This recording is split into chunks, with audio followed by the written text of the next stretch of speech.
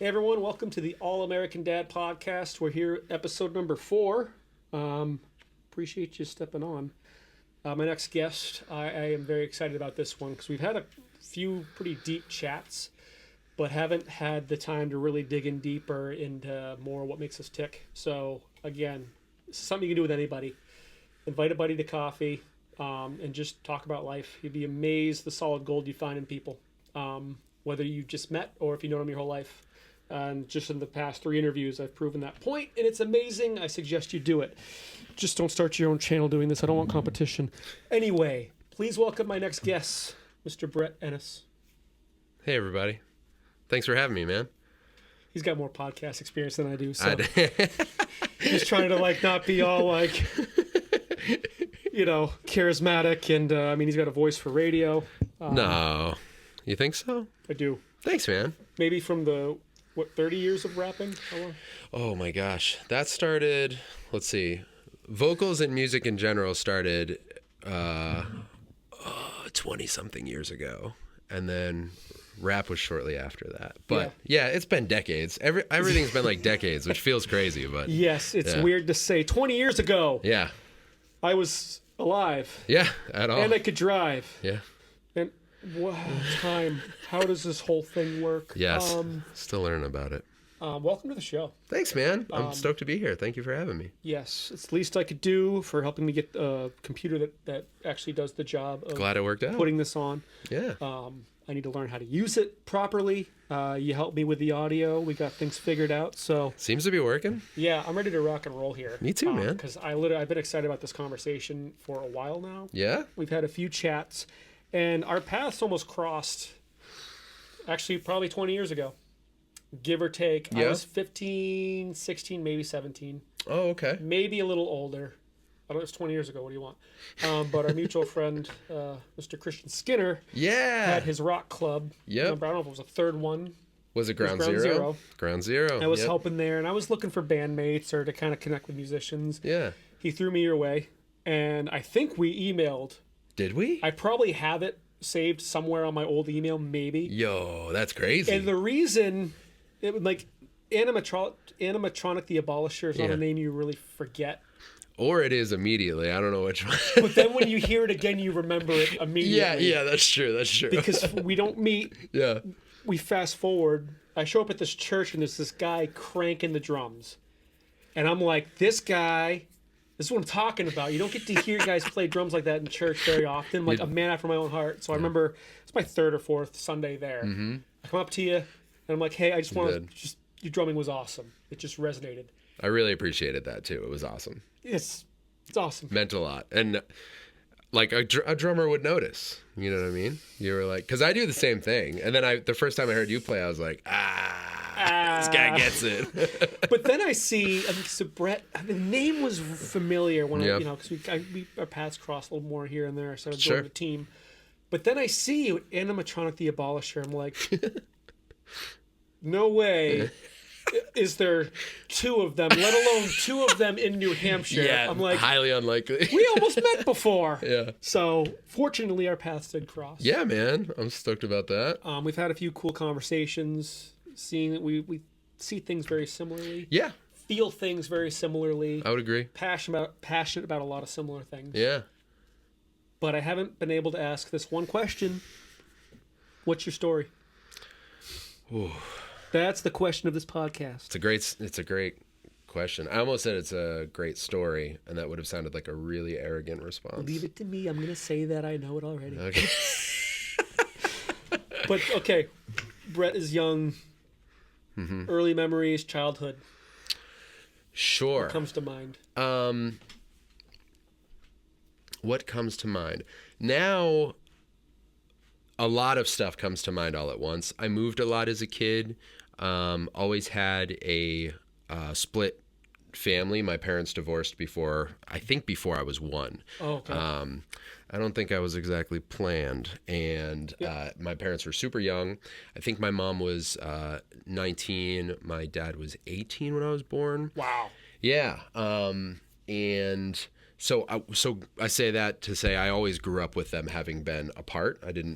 I never really experienced a divorce between my parents. They were always separate. That was normal for Yeah, you. exactly. So, I guess earliest days, that's kind of what I think back to is always having two full families. My mom's side, I have a lot of cousins, uncles. My dad's side, same thing. Uncles, cousins, full families on either side. Always busy holidays because of that. So that's where my mind goes to initially for family. I grew up in New Hampshire. I've been in New Hampshire the majority of my life, except for a couple of stints where I actually moved down to Arkansas. Okay. My mom remarried when I think I was around 7 years old, and my stepfather was from Arkansas. So Okay. they tried to buy a home down there. I forget if we actually bought one, but I was down there for a year when I was in kindergarten and then a year when I was in like 6th and 7th grade. But even when we were in New England, we moved a lot. So, I had a lot of friends in Londonderry, and then I eventually moved to Derry. Those were rival towns. So, Yeah. and I played sports. So there were like some interesting, fun things happening there. And I feel like I could ramble about a bunch of random stuff, but Okay. Well, a couple things. What was your What do you sport got? of choice? What was the football. football? I played football from when I was, I think, 9. Started with flag, and then I played all the way through, halfway through junior year Yeah. in high school. So Nice. I played baseball for 2 seasons, indoor soccer for a couple seasons, but football was the main Football thing. was the thing. I Yeah. gotcha. Yeah. Another question that comes to mind. Yeah. So your mom gets remarried at you're 7 years I think old. I was about 7, yeah. What was your relationship like with your stepfather? The way I remember it now is pretty bad. So my strongest memories of him are he and I clashing really, really hard. Yeah. And it's something that I didn't really understand that it was happening until I was a little bit older. I just knew I had like a fear of going to him to talk about things. I would always seek my mom out, but I never identified that as a thing until I realized when I was probably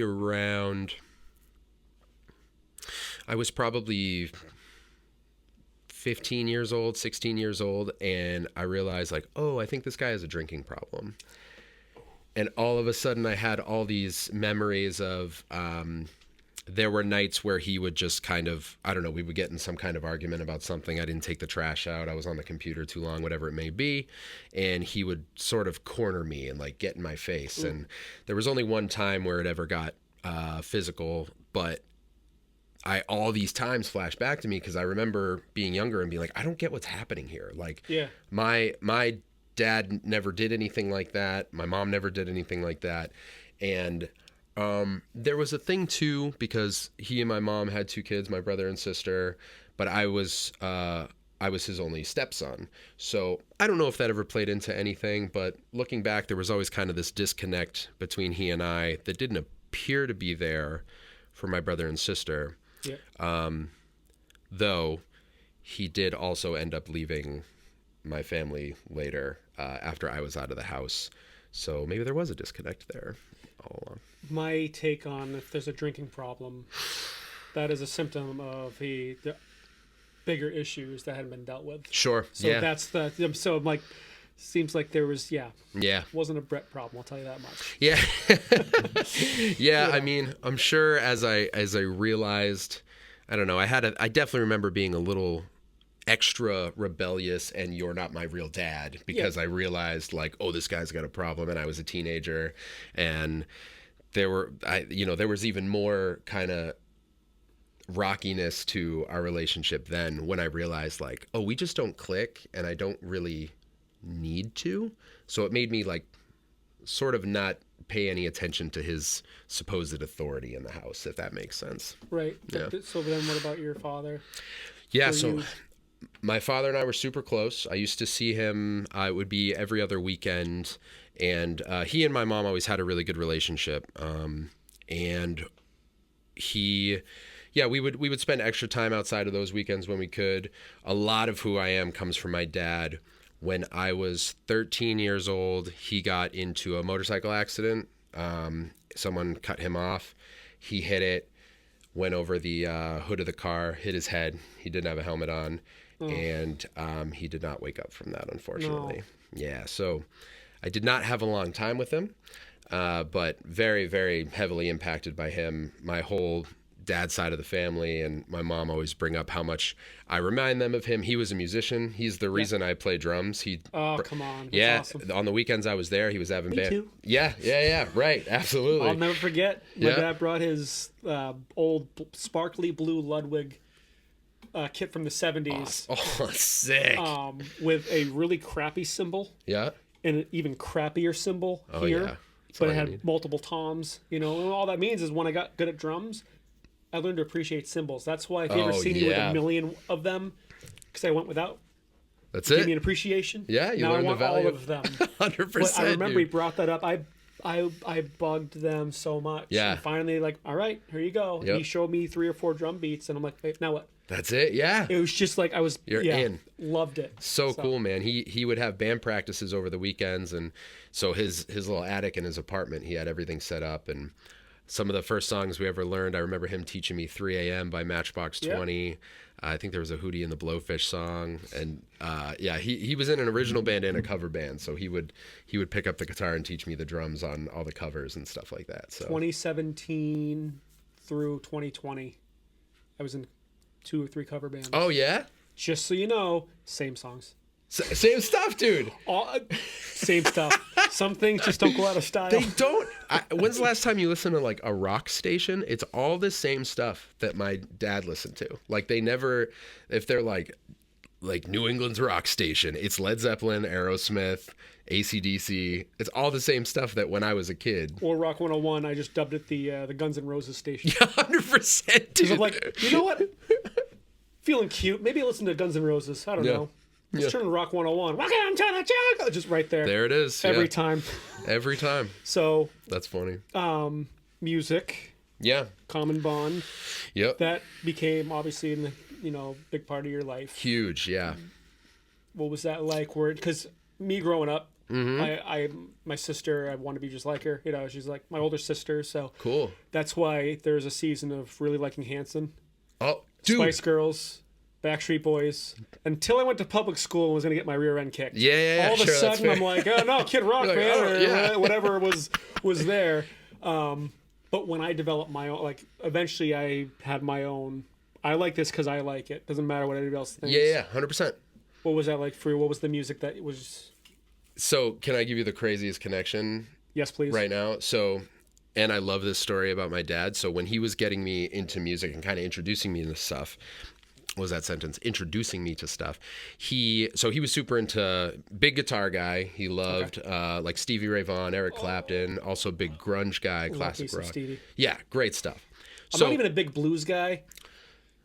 He's on such another level. Yeah, something that different. I can listen to him all day long. Yeah. I'm just like, how?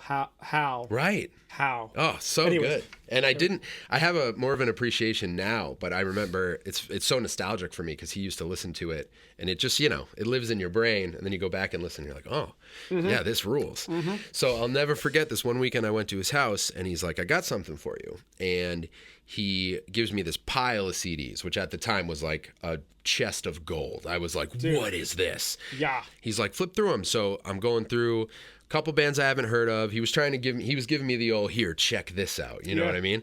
And I'm going through, it's Nevermind by Nirvana. It's Super Unknown by Soundgarden. All these amazing records. And I get to the very bottom and I was probably 10 and there was a wrapped Hanson CD, and I will never forget this because still in the plastic. Why? What? And dude, my dad was like, he's a Harley guy, cut off shorts, tank top year round. I know he's not listening to Hanson, so I'm like, I literally couldn't process it. I was like, what am I looking at? And like the last time I had been with him, he was like, what have you been listening to lately? And I remember being like, maybe it's funny, but like I really like this song, this Hanson song. And I thought it was so cool of my dad that he got me this pile of records of like grunge, all like rock and roll stuff. And then he's like, hey, if the kid wants to listen to Hanson, I'm going to grab my Hanson CD. And he added that at the bottom to be like, here, if that's what you want to listen to, check this out too. It wasn't any like, Oh, you know, wow. and to this day, Rachel, my wife, makes fun of me all the time. I love that record. It's actually a really good record. It's so good, dude. I listen to it all the time. I've been on the hunt for a vintage Hanson shirt because I am also at the point where I'm like, I'll listen to whatever I want. And to go back to your actual question, I just can't believe you mentioned Hanson and there's actually a tie there. But I always loved that, you know, I thought that was really cool. He was like, here's Nirvana, Soundgarden, and also here's that Hanson band you mentioned, you know. Here's all the amazing... And then I'm going to throw this in there because that's those little things. Yeah. And that's incredible. Yeah. And it's one of those ones where like at the time I was stoked. I think back to it now and it like makes me feel emotional because I'm like, that's such a cool thing. He was just showing me how great music is, you know? Yep. So the trajectory for me obviously started with my dad. The first time I was ever in a band, I was 13 years old. I had just moved to a small town in New Hampshire, coming back from Arkansas. Mm-hmm. So I'm the new kid again, and I found out these kids were starting a punk band, and they were like, we're just trying to get someone to learn these songs. And I was so into music there. At that point, the first album I ever really cared about was Tragic Kingdom by No Doubt. Oh, dude, yeah. That album like changed my life, and I was like, oh, I care about this band. It wasn't just like songs on the radio anymore. And so I started digging into like, I didn't even understand the concept of a band having multiple records. Like I remember finding out that's like their third album. They do that? Yeah, I was like, you get to make more than one? And that just changed everything for me because I was like, wait, every band I've ever liked, every song I've ever liked, there's a whole album to go with that, and then there might be more albums. Like it just felt endless, you know? So I got super into No Doubt, and from there branched out into like different mainstream hip hop stuff. I was really into Mace and like Busta Rhymes, and then when I was in that must have been 8th grade, I started getting into nu metal was huge, and I was a massive all of a sudden overnight I was like a Slipknot kid, and it was Slipknot, Korn, Limp Bizkit, it was all that stuff. I had never heard heavy music like that, and that ended up being my gateway to punk music because when those kids were like, we're starting a band, I would have done anything to be in a band. So I learned songs by Rancid, this band Screeching Weasel, and I think we might have done a Weezer song. I went to this band practice and I just learned the songs. I studied them every single day. And I went to this kid's house. They were all like best friends. I didn't know any of them. I didn't even believe they were letting me try out. And I did the songs and they let me in the band. It was a band called The Morons, and super punk. And we just did punk covers. We wrote like 1 or 2 originals. But my first time on stage, I actually am fortunate enough to have it recorded on a CD because did you ever go to the Sad Cafe? Maybe. There was this amazing venue called the Sad Cafe, and they did this thing that nobody was doing where they would record your set live, and it sounded pretty bad. I think I went there once. Yeah? Yeah. It wouldn't surprise. I mean, it was like the place for a while. Yeah. And it's not a great recording because it's just a live CD recording from like, I don't know, must have been 2001 or something. Some Tascam. Yeah. Converted. Yeah, 100%. Yeah. But I have it. But you have it. Yeah. It's pretty cool. So from 13 on, I was like, I love performing. I went to a band practice a couple years later, and the drums that my dad had taught me how to play, I just started playing at a friend's band practice, and their drummer hadn't showed up that day. So they just asked me to join the band because they were like, our drummer never shows up. Do you want to be in the band? And I was like, sure. And that was it. I mean, I was initially just a nerd for listening to and learning about new bands. And then I became a nerd for performance. And then I became a nerd for writing and just learning new instruments so that I could write more. And I still have that. I have a list of instruments that, like, as soon as I have the time to dedicate more to it, that's what I'll do. And it's just never gone away. YouTube. 100%. Dude. Use YouTube. It's the best. I tell people all the time, like, you want to play guitar? Mm-hmm. Go get a $99 Yamaha acoustic and look up how to play a G chord. Yeah. And then how to play a C chord. How to play a D chord. And you're off. And an E minor. Throw an E minor in there. Yeah, get crazy. And then just from there, just a little bit each time. You'd be amazed how far you can get with just that. Yeah. Wish I had YouTube. Oh, I know. When I was my kid's age. Right? Kidding me? It's good. Dude, I watch my son actively use it to get better at soccer. He will watch a bunch of videos and he will go outside and just do that thing over and over and over again. Yep. And it's amazing. I'm going to use it to help Julie. She's learning softball. Cold turkey, 13 years old, never played before, just doing it. And I'm like, It's all out there. I'd say I throw like a girl, Yeah. but I don't because I've seen them practice at the dude. girls' softball. I can't throw that well. So I throw like a sissy little wimp. Yeah. So what am I going to do? I'm going to learn how to throw with Julia. That's We awesome. do it together, but we're going to use YouTube Yeah. and learn all the technique. That's And so good. I see the value in just do the basics, work it, be Same. consistent. Yeah. Now, in hindsight, 30-something years old, I'm like, oh, if you consistent and you work these fundamentals, it makes you better at everything else. Dude, and like, does it ever strike you, maybe this, I mean, I know it's so obvious, but how magical practice is? Like the way you can just practice a thing and then the next time you do that thing, you're better than the last time you did that thing. Like, and you're like, oh, I guess I can do this. Like 3-4 times in a row, and then a month, and then 6 months. Yeah. That's wild. Interesting how that works. Yeah. So, we'll shift that. We can go back to the music at any point. Whatever you because need, I man. know we're, connected there, but Yeah. I know faith's a big part of your life. Mm-hmm. All right. When did that come into play? How did that all come about? Yeah. I was about, let's see. I was 19 years old. So I grew up what I would call culturally Catholic. I know I'd been to masses. I went to CCD or Sunday morning school for, I don't remember how long, but I eventually quit so I could play football. There wasn't like a ton of emphasis on faith growing up.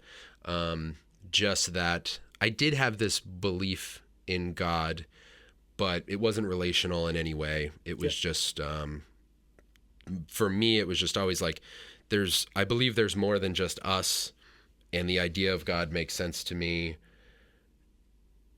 But I mean, there's so many religions. How could anyone be right? That was kind of my whole thing growing up.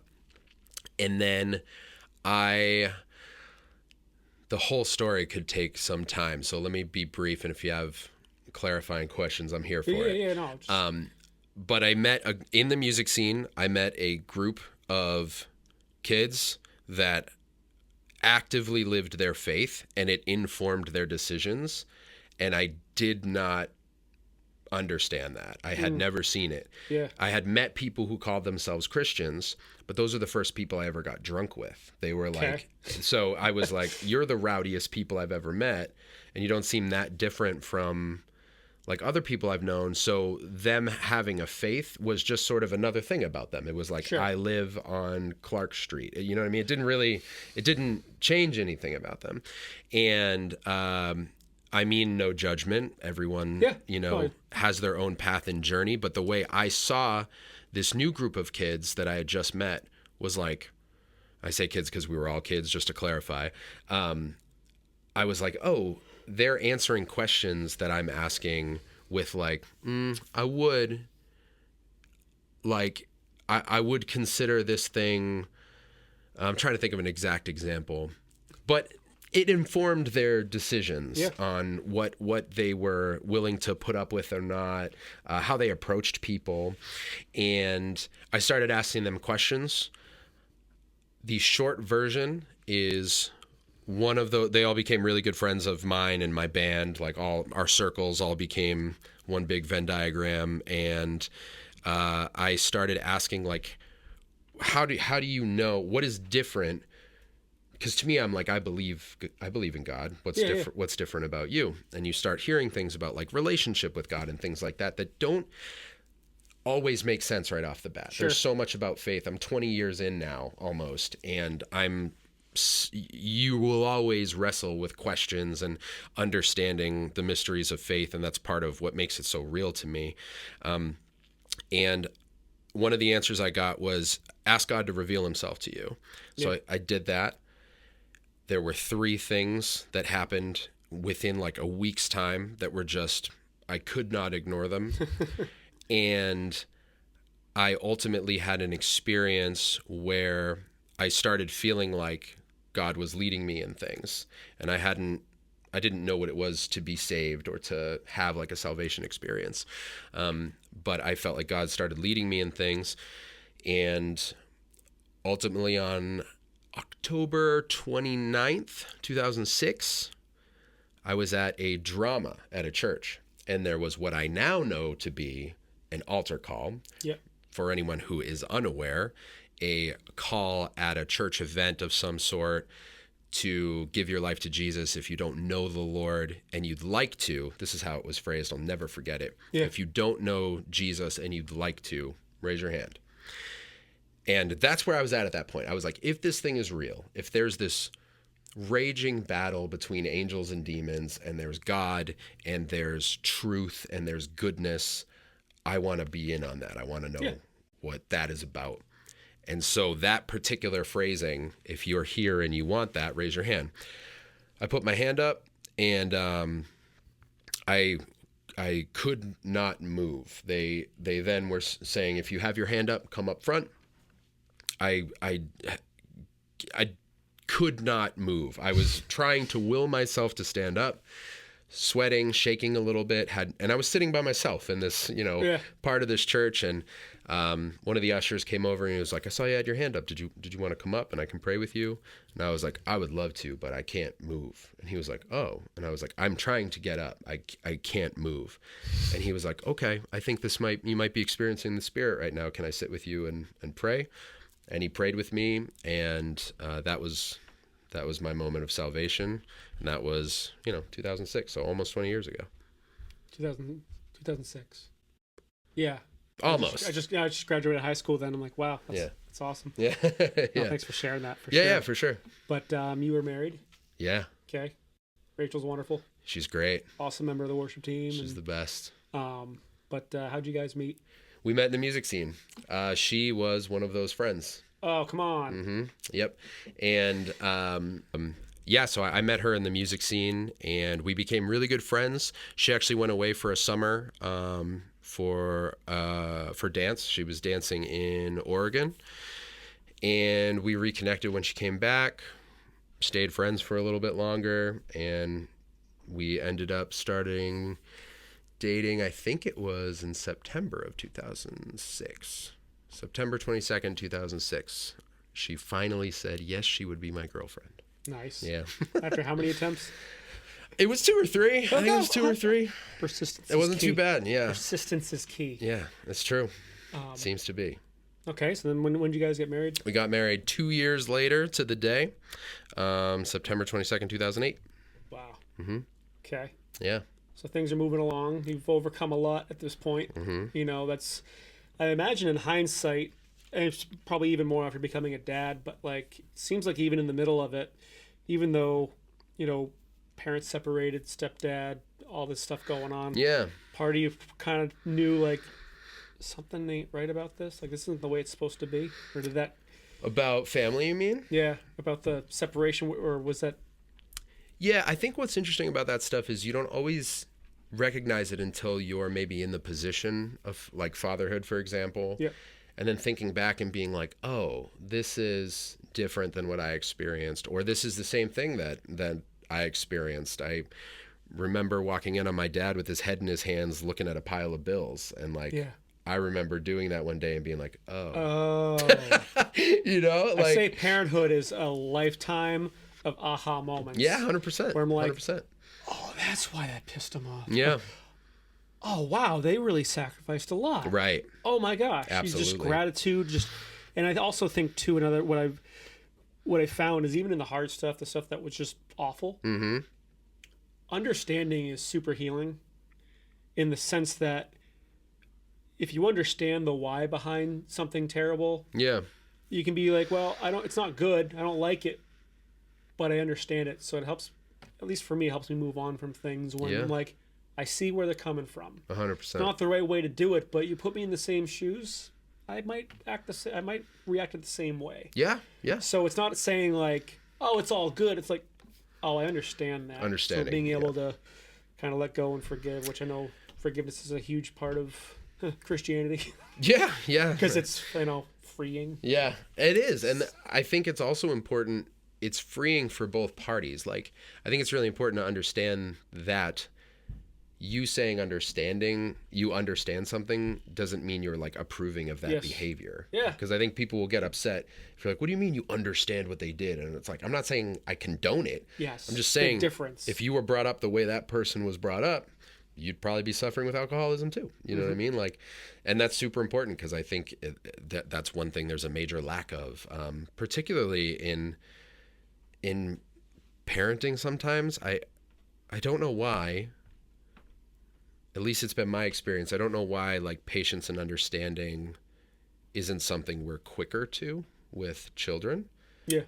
Because they're children, and like, they don't. There's a lot that goes into that, I think. Yeah. Personally, I mean, Evan was my boy, he's simmered down quite a bit. Yeah. Super hyperactive. Okay. And just like, and there was just like, we try to like simmer him down because we kind of felt that like, well, they're going to think we're bad parents because we don't have him on a tight lead. Oh, sure. Yeah. So but then I'm like, that's their problem.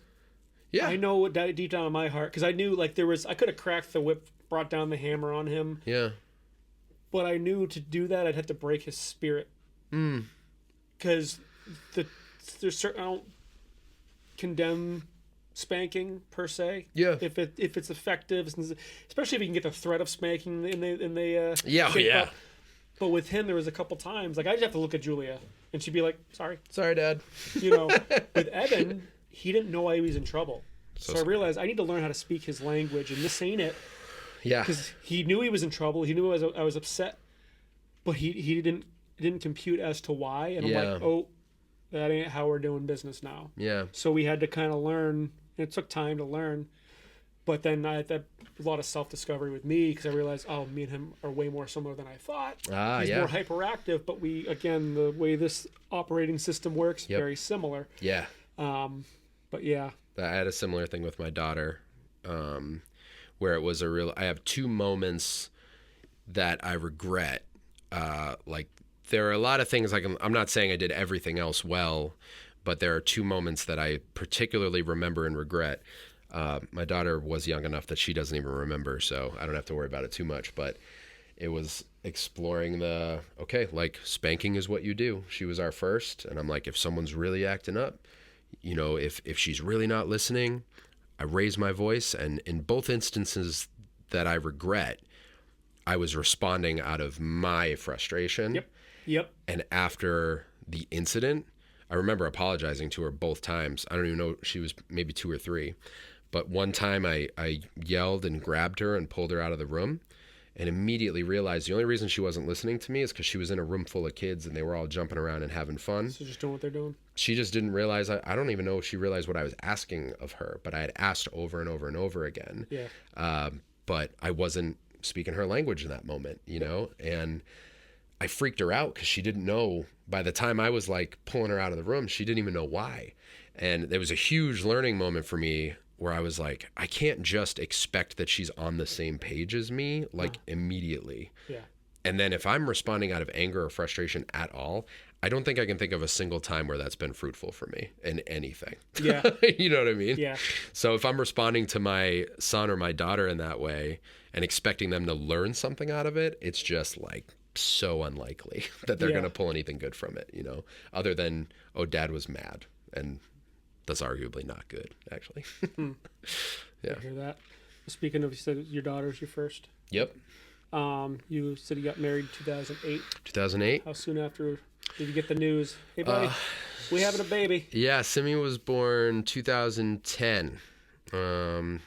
She was born in March of 2010, and I guess that answers the question. Well, but what's that like getting the news? Yeah. It's like, hey, baby on the way. Yeah. What's funny about it is Rach and I talk about this all the time. When we first got married, we were like, we'll probably take like 7 years, just the two of us. We're just going to kick it and like figure out what our thing is. And like after like a year, we were like, should we just have a baby? Like, it's fine, right? We should just have a baby. So we just agreed, if it happens, it happens. And then it was super exciting, and it was just this crazy, like, oh shoot, like a baby is coming now. Like, what does that even mean? Like, how do you can read all the books, you can watch all the things. There weren't even that many things to watch then. YouTube wasn't what it is now. So I guess I just remember just making sure Rach was good. As much as I was like, this is going to be a whole new experience, I'm like, there's a child growing inside this woman. Yeah. You know, like, how do we deal with that? And yeah, it's just wild to, you can't, I stand by, I think most things that you do for the first time, but especially things like marriage, parenthood, you can't prepare for. You can prepare for it to a degree, but it barely counts until you start. Like, because the moment the baby is born, you're like, oh wait, am I just a giant idiot? And how do I keep this alive? Like, how do I keep this baby alive? And it's a wild trip. It's pretty crazy. I don't know if I shared this already on one of the episodes, but the vulnerability meter for me just went whoop. That was the one thing I couldn't expect. You don't know until it happens, but I'm like, this helpless child, anything happens to her, I don't know. I don't know what I do. It's like, I mean, I had other emotions and feelings, but that was one that was like, I expected to be overjoyed. I expected to, fall in love immediately with a baby girl. But what you don't realize is like a sense of responsibility. And I think that was that protective instinct kicking in. Like, sure, yeah. Your responsibility. You're the man, you protect. Yeah. When I got the news, okay, because I was going from dead end job to dead end job. Yeah. I hated school. I thought I was stupid because I could not do math, and that was a whole fundamental thing we were talking about earlier. Sure, yeah. Was I had to learn how I learn. I tend to look way beyond where I'm supposed to be. Oh, okay. So I breeze over the things that you're supposed to hammer in. It's called a foundation. Yeah. It's a part of literally any task you'll do. You need something if to build on. If you don't have one, yeah, you plateau pretty quickly. And that's or you crash and burn. Right.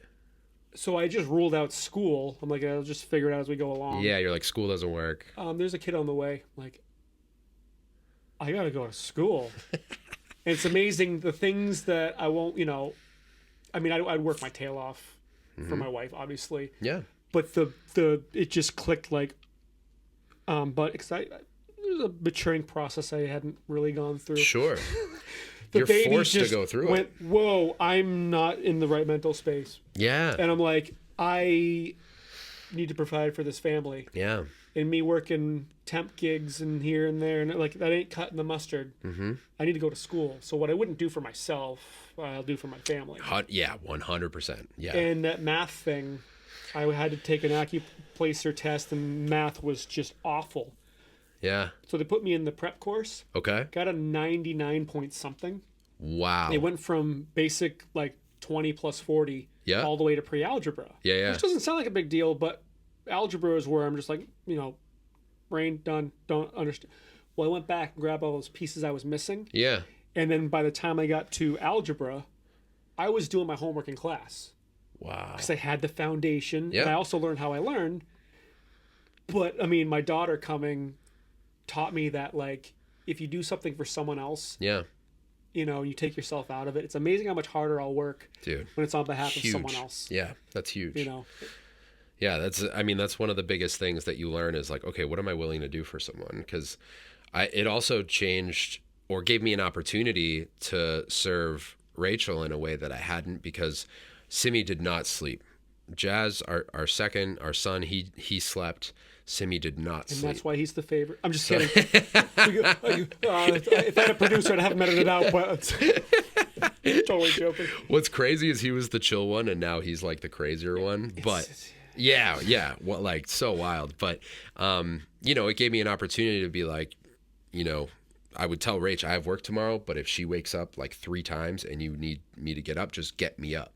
And she would. And it was hard, but I was happy to serve in that way. Yep. You know what I mean? Oh, I was all about because Stacy was breastfeeding and but she had through the night, so I'm baby cry, I get the baby, right. I change the diaper, I'll bring her to you, and 100%. I'll put her anything I can dude. do. Let's go. So, but I was like, I can help now. Yeah, right. I can do that. I mean, I lived at Hannaford's. Yeah. Because she, had the cravings, and I'm not complaining. I'm like, I can help. Okay, what do you need? Yep. Like pepperoni, right? With mayonnaise and Skittles, and put it in a blender. I'm just all mixed together. I'm just kidding.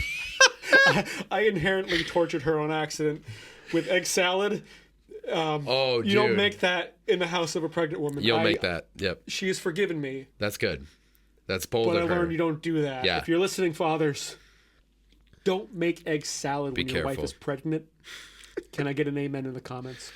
So you got two. You got a boy and a girl. Yes. One of each. Mm-hmm. I'm in the same boat. Yeah. It's amazing how similar we are. I know. But our strategies were different. Mm-hmm. Because when I was with Stacy, I'm like, let's have kids like soon. Yeah. Because then when we're like 40 or 50 and the kids are out of the house, we'll still have a relationship with them. Yeah. But we can do our thing. Yeah. And we won't be 80. Oh, dude. Or 90. I couldn't be happier that we had them when we did. Yeah. You just had the foresight to think about it. We just got bored and we were like, hey, you know what? Let's give this whole having kids thing a try. But we talk about it all the time. Like if things were pushed back 7 years age-wise right now, it would be fine. But we love the age that our kids are at right now. Yeah. It's very cool. And I totally back that theory. You have the energy you have when you're that age to have kids and keep up with them. Yeah. And then, you're younger longer with them, Mm-hmm. That's pretty cool. Did you always want to be a dad for the most part, or was it? I was thinking about this question recently. I don't know. I don't know that I thought much about being a husband or a father until I was faced with the opportunity. Yeah. And I was just like, yeah, let's do that. And I will say, they both came. At no point have I resented being in either of those roles. I've always really felt really privileged and blessed to be a husband and to be a father. But I really don't think I thought about it until I was faced with the possibility of it. And I had no hesitations about marrying Rachel. I had no questions about being a father or if I could do it. I didn't know how it was going to work or if I was going to be any good at it. But I don't know that I thought about it growing up, which is strange. It's just, I don't know, just a kid goofing off with his friends and making music and doing whatever I was doing. It just didn't really cross my mind. Well, it's funny.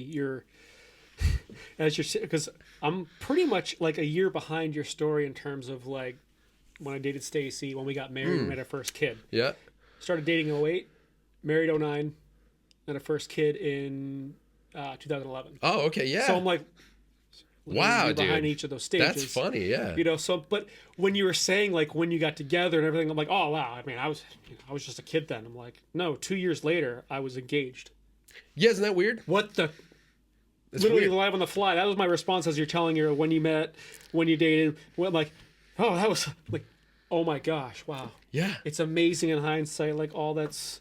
And you think about like what you consider to be like a really young person now. Like Rachel and I talk about how we were literally teenagers and we were just like, yeah, this is good for life. The two of us will be good. How did we make that decision? It just feels crazy, I'm like, we were literally kids. Like when I think back to us I was 18, she was 17 when we met. Yeah. And it's just like, I don't know. It's wild. And I do the same thing. I'm like, wait, 2006 sounds like way too long ago. Yeah. But that's what happened. Oh, so it was. I graduated high school in 2006, and then I'm like, 2 years later, I'm like, wow, it's cool to reflect. So cool. But let's see. You consider yourself a hobby guy? Oh, dude, I have so many. Sometimes I like to ask questions that I already know the answer to. Yeah, you know the answer to that. But what those hobbies are? Yeah. What are some hobbies that you've? So I tend to kind of nerd out about things in like chunks of time. So there have been many of them. To briefly list them, music is a big one. Obviously, we've covered that. Yes. I love film and video in general. I love video games. I love comic books, and just storytelling in general, like any type of storytelling, live performances. Big fan of stand-up comedy. So that's all, like, I guess, the entertainment stuff. And then hobbies outside of that, I like skateboarding, any kind of like physical activity. I want to get lost in the woods like as often as possible. Big wrestling guy. I don't know if you know anything about wrestling. That's a recently rekindled one for me. In the 90s, I was huge into wrestling, and then I fell out until like literally last year. I was like, I kind of want to go back and like check some old matches, and I fell in hard, dude. Dude, I'm excited for you. Hard. Because there's just so much to experience. Yeah. But that was huge in my life. I think goes back to when I was like 4 years old. Sure, yeah. It's been My around dad, forever. we'd go to Blockbuster. Cool. We'd rent a WrestleMania. So Blockbuster was the store that they had these VHS tapes. True. And you'd rent them. You might have to explain what a VHS tape is. I did check episode 3. Oh, there you go. Okay. Because I talked about that ancient dinosaur technology. Yeah. But we would rent a WrestleMania. We'd watch it. That's awesome. And from there, I was that's all I wanted to watch. Yeah. Saturday morning. I mean, cartoons were. I love my cartoons. Oh yeah. But if wrestling's on, I'm watching wrestling. So good. I was kind of like a snob a little bit because WWF at the time. That's like the best. I tolerate WCW. It's better than nothing. But I was all better than nothing. Yeah. It was just WWF. Yeah. Huge. That was me too. I was a big Heartbreak Kid fan, and it's been cool getting back into it lately. And I do these like, dude, I'm watching documentaries, I'm watching YouTube videos, interviews. I just go hard in whatever I'm getting into, and it a lot of times whatever it is that I'm like into, I'll try to do something with. My brother and I have a podcast, and I made him talk to me about wrestling on one of the episodes just because it was like what I was into, and he had no idea what I was talking about. And it always finds its way into my creative projects because that's my biggest active hobby. Is I'm always writing, recording, creating something. Yes. I've tried to stop. I can't. It's just a thing that I do. No, so I could talk wrestling for the next 7 to 10 hours. I'm sure you could. We can do that later. I'm just glad you threw it out there. Totally, yeah. But your podcast with your brother. Yeah. Tell me a little bit about that. 'Cause that's sure. So it's called the Keep Up Podcast. We started it. What's crazy? A little over 10 years ago, actually. My brother and I were living together. And I was like, hey, let's just start like a YouTube channel. We're always just nerding out about whatever we're watching, playing. He streams on Twitch semi-professionally, and he has this insane video game collection that he's had since he was a kid. And I nerd out about all the stuff I nerd out about. And these are just conversations we would have. Yep. So I was like, let's just record it. So we started a channel on YouTube. We started podcasting. And within the past like couple years, we started going a little bit harder. So the podcast is always on YouTube. We started doing some reaction content, full movie reviews. It's kind of whatever we feel like doing. I like to say it's a comedy and entertainment podcast because the goal is, even if you don't care about the subject we're talking about, it'll still be cool to come hang out with us. So, yeah, it is just a cool excuse to hang out with my brother every week and goof off and, just make something fun. Yeah. Well, I remember talking to you about it before, and I was blown away. You said, like, if at the end of the day, we have over 10 plus years of hanging out with each other and just having a good time, and it's documented, and I can always go back. I'm like, that is... I mean, it just tells me the kind of person you are in general, the sentimental, like, family guy you are. Yeah. It sometimes, to be fair, it sometimes takes me time to get to that understanding of a thing because the dream has always been to create for a living. I mean, since I was a kid, and I've not found a way to do it yet. But that's a thing that I was like, if the podcast took off at some point, heck yeah, that would rule. But if not, my brother and I have a bunch of content online that anyone in my family can watch. My kids can go watch it, and people can randomly stumble across it and laugh at us for however long the internet exists. You know what I mean? So, yeah. No, that's awesome. I actually have I'm just going to tease a little bit. I have another idea of like an episodic thing that ties into, because I think you said this, and I'm like, I get you. You're like, I want to do everything. I see something, I want to try that. Oh, yeah. I'm like, that sounds so generic, but I know that's way deeper than just I want to do everything. I'm like, no, I get that. Like that inner like conqueror comes out. Like I bet I could. I bet I could have been an Olympic sprinter. Let me go to just the random things. Or 100%. what is it? The guy from Dude Perfect, the tall guy. He took race lessons in a Supra. Insane. 6 months, and my reaction, I'm like, oh, it was fun to watch, but I'm like, I bet I could do that. Yeah, right. Like I'd be there every day. I'd hit that skid track. I'd take the criticism. Give me the resources. Give me the trainer. Give me the millions of dollars to just do that. Like, that's it. Sure. Yep. But that inner, so it's just something along those lines. Yeah. I think about that a lot. How Because the more I'm doing this, the more I'm realizing like, I am loving this. Yeah. I got to join someone's live stream last night and just going live. I'm like, this is cool. It's exhilarating. I'm finding like the passion in this, like regardless of where this goes, I'm having a blast and start striking up conversations with guys at random places just about fatherhood. I'm realizing dads are way more passionate about fatherhood than I think they realize. I think but you that's start true. talking with people and they start sharing their stories. And it's like it's infectious. Yeah. And I'm like, we're onto something here. Yeah. And my main hope is that again, people do this one-on-one, get the conversation going, and ask people their story. Because one of my main sayings is everybody's interesting. You just have to ask the right questions. It's very true. I totally agree with that. And it's cool that you're feeling the energy around it and feeling hype about it, because that'll translate in everything that you make. You know what I mean? I think as soon as you lose passion for something, and we've all seen it, we've seen someone create something and you're like, I don't know how much they care about what they're doing. You know what I mean? And, and that, I think that will translate. So it's cool that you're feeling the passion around it that you are, because I agree. I think it's important. I think they're important conversations. All right. I'll land the plane here. Okay. Question I ask everybody now. Okay. You get to go back in time. Yeah. Okay. To the day your first child is born. Mm-hmm. What piece of advice or what do you tell yourself? Ooh.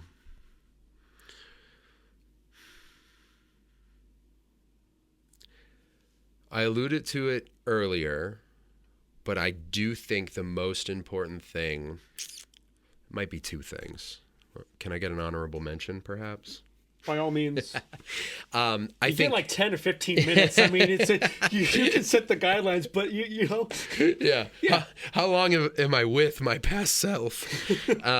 I would for sure tell me, do not try to teach or correct or advise out of anger ever. If you're angry, if you're frustrated, nothing that you want to happen is going to happen. And if it does, it's not going to be permanent. You might get someone to respond to your rage and stop doing what they're doing out of fear, but they're not going to understand why they're doing it other than you're there. And when you're not there, they're not going to think to stop that thing, because you're the only reason they stopped before, because you came in as like a raging monster and you were like, don't do this because I said so. I do not believe in because I said so, because that's barely anything. I'm not saying I haven't said it, but anytime I have sincerely been like, I will correct myself and be like, listen, I want to tell you the reason, because without reason, there's nothing permanent there. And anytime I've responded, and it goes for anything, not just parenting. I think in any relationship, if you respond out of anger to try to get something, it's just not good. There's no foundation there. You're standing on a ledge and you're flailing your arms around and you're going to fall off.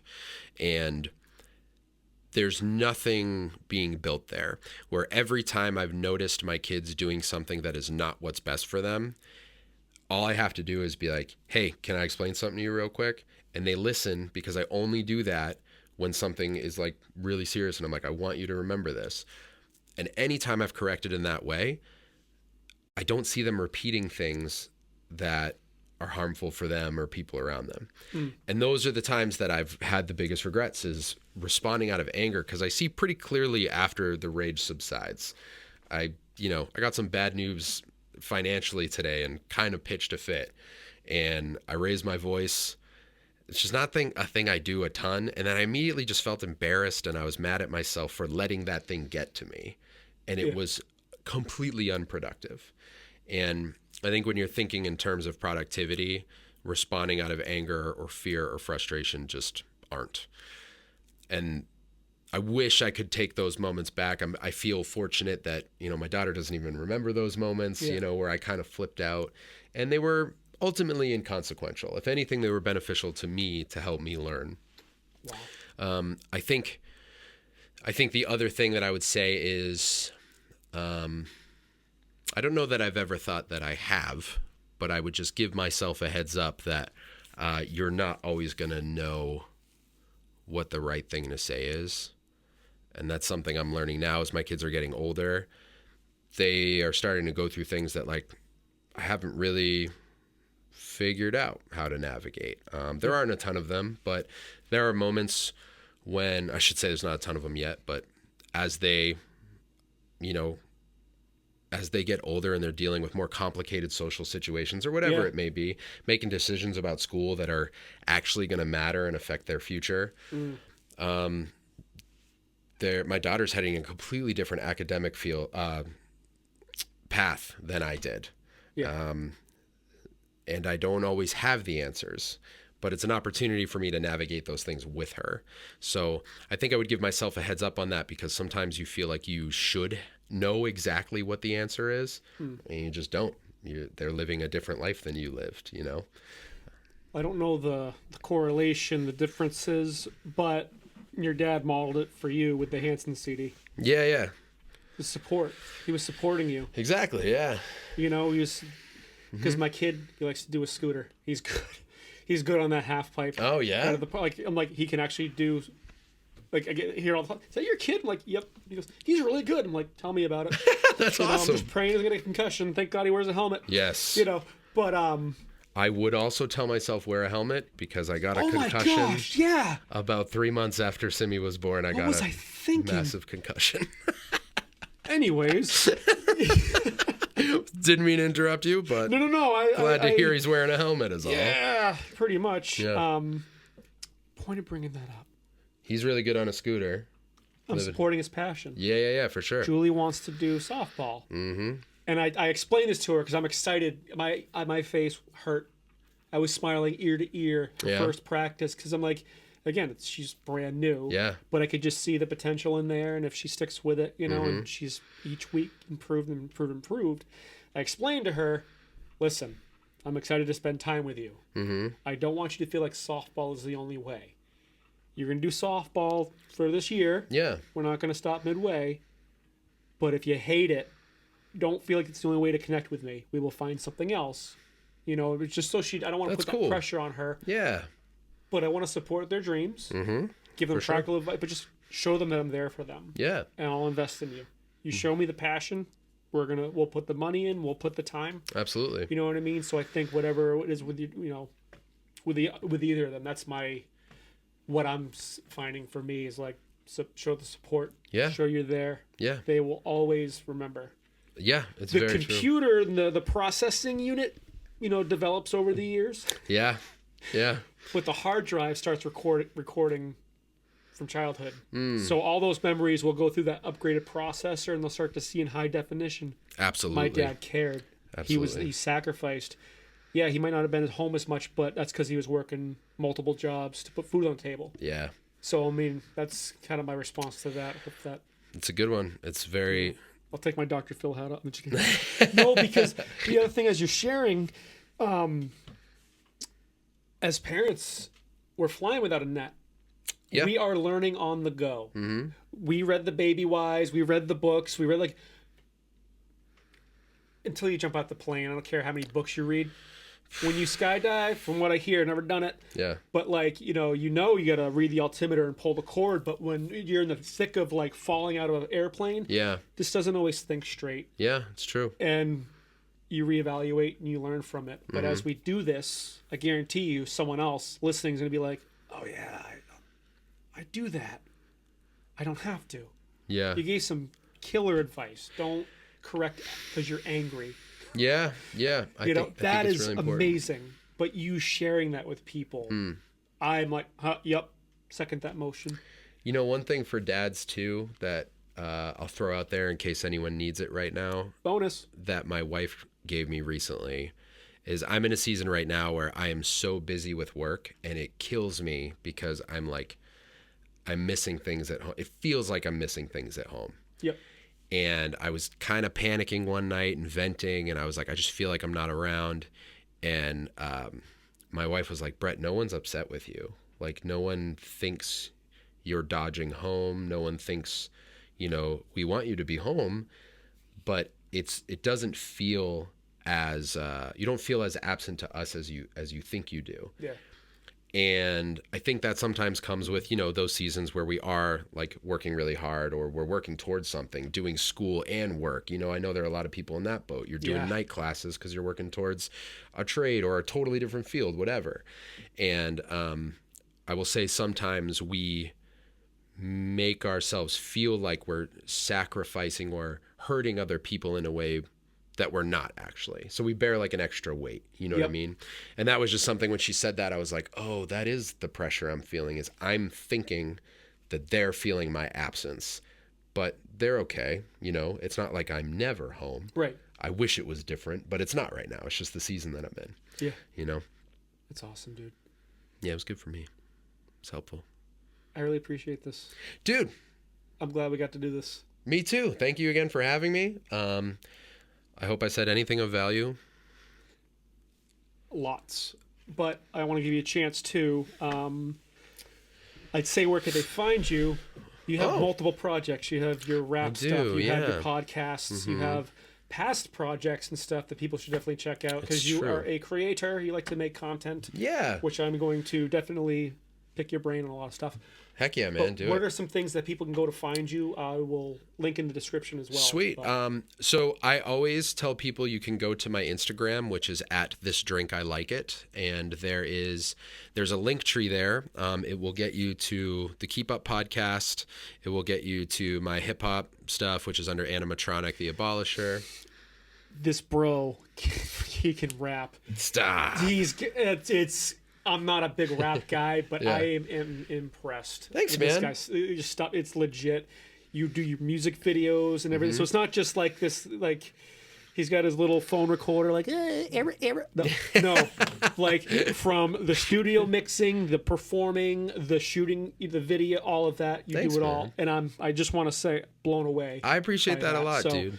Yeah, carry on. Thank you. I really appreciate that, because I, a lot of the stuff all this stuff I've been creating and doing for a long time, and now it's sometimes hard to find the time. So it's cool that, anybody gets anything out of it. That's the first part is making the thing and putting it out, and it's like, cool, we did that. And the second part is if it resonates with anyone, as I'm sure you're finding with this, like that's the other value that you get back, is like, oh my gosh, if one person heard it and liked it, Yes, I play in a couple bands. Those links will be there too. I just finished recording. If you're into heavy music, there will be stuff there that you can listen to as well. And I think that's the biggest thing. We're really going hard on the Keep Up channel. So if you are into pop culture and comedy and laughing at a couple goofballs, these guys are funny. I love it. It's like, yep. So I thoroughly recommend it. I think it's a good time. I think it's a good time. So if you happen to be spending time on YouTube, which we all know you are, you can check out the Keep Up podcast and find a title that sounds fun to you and check that out if you like. I sure do. Brett, this is awesome. You're awesome. I thank you. I thank you very much. Guys, thank you for joining us for this 4th episode. Let me know what you think. Again, I'm trying to follow your lead. What do you want to hear more of? What are we missing? What can we do better? Or what do you like? Corrective praise is awesome. Thank you, guys. And ask somebody their story this week, please. We'll catch you next time.